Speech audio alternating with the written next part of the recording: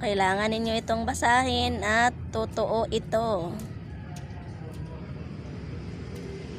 Kakausapin po nila tayo na gamit yung kanilang security camera na with audio. Alam nyo kung bakit?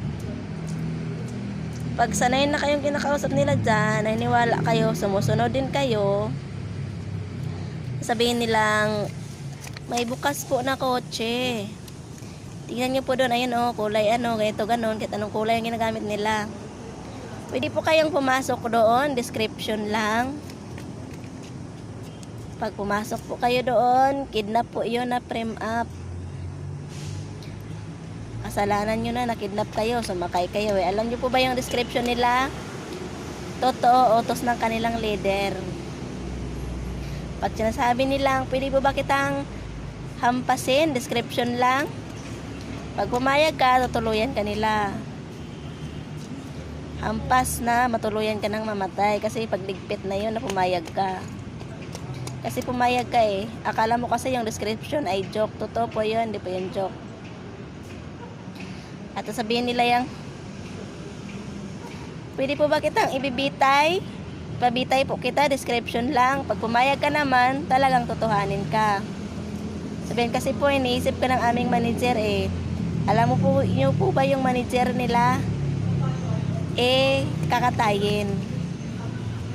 Kailangan mo nang maninindigan or sagutin yung pag-ipag-usap sa kanila habang dyan sila nakipag-usap sa kailang security camera with audio na with brain detector kasi ipalabas po nilang baliw lang.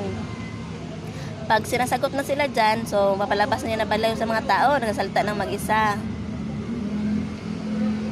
At kanila na yung papatali at kukunin nila at kanilang iwan ko lang ha, pero totoo yun. Gawin po nilang baal. Yung iniisip po na kanilang manager or papatayo ay kanilang ililigpit ng sa paraang bitay, pasagasa, parip, at pahampas at pa-injection ba ikaw ay nagpapa-check up. Kaya naman po, wag niyo po yung pakinggan kasi ang sasabihin nila po ay, Sir, madam, naglalaro lang kami ng isip po niyan.